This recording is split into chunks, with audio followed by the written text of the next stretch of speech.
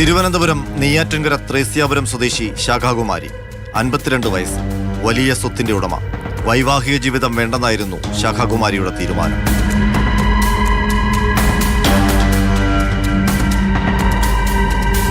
ജീവിതത്തിന്റെ സായാഹ്നത്തിലേക്ക് കടക്കുന്നതിന് തൊട്ടു മുൻപാണ് അരുൺ എന്ന 28 വയസ്സുകാരനെ ശാഖാകുമാരി പരിചയപ്പെടുന്നത്. അടുത്ത സൗഹൃദമായി, കൂട്ടുകാർ, കമിതാക്കളായി. വൈവാഹിക ജീവിതം വേണ്ടെന്ന കഠിന തീരുമാനത്തിലായിരുന്ന ശാഖാകുമാരിയുടെ ഹൃദയം അരുണിനു മുന്നിൽ അലിഞ്ഞു. അരുണിനെ ജീവിത പങ്കാളിയാക്കാൻ അവർ തീരുമാനിച്ചു. വിവാഹത്തെക്കുറിച്ച് ആഗ്രഹം പ്രകടിപ്പിച്ചപ്പോൾ തന്നെ അരുണിന് ചില നിബന്ധനകളുണ്ടായിരുന്നു. വിവാഹം രഹസ്യമായിരിക്കണം. വിവാഹ ചടങ്ങുകളുടെ ദൃശ്യങ്ങളും ചിത്രങ്ങളും ഒന്നും പുറത്തുവരാൻ പാടില്ല. ഇതായിരുന്നു അരുണിന്റെ ആവശ്യം. അരുണിനെ ഹൃദയത്തോളം പ്രണയിച്ച ശാഖാകുമാരി ആ നിബന്ധനകളെല്ലാം സമ്മതിച്ചു. 50 ലക്ഷം രൂപയും 100 പവൻ സ്വർണവും വരന് ശാഖാകുമാരി വിവാഹ സമ്മാനമായി നൽകി. 2020 ഒക്ടോബർ 29-നായിരുന്നു വിവാഹം.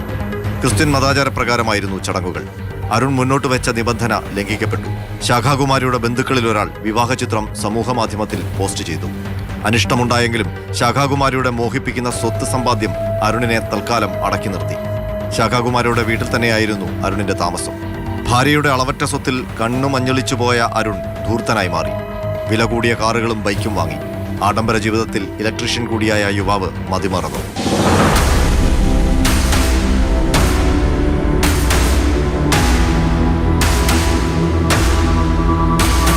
തന്റെ അളവറ്റ സ്വത്തിന് ഒരു അവകാശി വേണം. അരുണുമായുള്ള വൈവാഹിക ജീവിതത്തിൽ ഒരു കുഞ്ഞു വേണം. അതുമാത്രമായിരുന്നു ശാഖാകുമാരിയുടെ ഏക ആഗ്രഹം. എന്നാൽ അരുണിന്റെ മനസ്സിൽ മറ്റൊരു കുടില ചിന്തയുടെ വിത്താണ് മുളച്ചു പൊങ്ങിയത്. ഏതു വിധേനയും ശാഖാകുമാരിയെ ഒഴിവാക്കുക, അളവറ്റ സ്വത്ത് സ്വന്തമാക്കുക. സ്വാഭാവിക മരണം ശാഖാകുമാരിക്ക് സംഭവിച്ചാൽ അത് യാഥാർത്ഥ്യമാകുമെന്ന് അയാൾ കണക്കുകൂട്ടി. ആസൂത്രണങ്ങൾ ആരംഭിച്ചു. ഇലക്ട്രീഷ്യനായ പ്രതിക്ക് തോന്നിയ ബുദ്ധി വൈദ്യുതിയാഘാതം ഏൽപ്പിച്ച് ശാഖാകുമാരിയെ കൊലപ്പെടുത്തുക എന്നതായിരുന്നു. ആദ്യ ശ്രമം വിഫലമായി. വീട്ടിലെ ഓവൻ റിപ്പയർ ചെയ്യുന്നതായി ഭാവിച്ച് ശാഖാകുമാരിയുടെ കയ്യിൽ ഷോക്ക് ഏൽപ്പിക്കാൻ ശ്രമിച്ചു. പക്ഷേ നടന്നില്ല.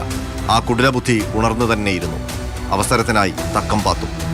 2020 ഡിസംബർ 26 പുലർച്ചെ, ക്രിസ്മസ് പിറ്റേന്നത്തെ ആ തണുത്ത വെളുപ്പാൻ കാലം അയാൾ ആ കൊടും ക്രൂരതയ്ക്കായി തെരഞ്ഞെടുത്തു. കിടന്നുറങ്ങിയ ശാഖാകുമാരിയുടെ കഴുത്തിൽ ഷോൾ മുറുക്കി തളർത്തി വിരുന്നുമുറിയിലെത്തിച്ച് ഷോക്കേസിൽ പ്ലഗ് കുത്തി ആ സാധു സ്ത്രീയുടെ ശരീരത്തിലേക്ക് വൈദ്യുതി കടത്തിവിട്ടു. സ്വന്തം ഭർത്താവിന്റെ ക്രൂരതയിൽ അവർ വൈദ്യുതാഘാതമേറ്റ് മരണത്തിന് കീഴടങ്ങി.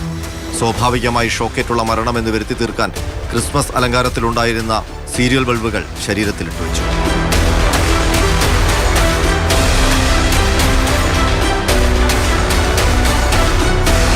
അരുണിന്റെ പദ്ധതി പാളി. സ്ഥലത്തെത്തിയ പോലീസിന് ക്രൈം സീൻ കണ്ടപ്പോഴേ കാര്യം മനസ്സിലായി. ചോദ്യം ചെയ്യലിൽ പിടിച്ചു നിൽക്കാനാകാതെ അരുൺ കുറ്റം സമ്മതിച്ചു. വെള്ളറട പോലീസ് അയാളെ നിയമ നടപടിക്ക് വിധേയനാക്കി. ഒടുവിൽ കോടതി കുറ്റവാളിയെന്ന് കണ്ടെത്തി. ഇനി അരുണിന് കാരാഗ്രഹവാസം.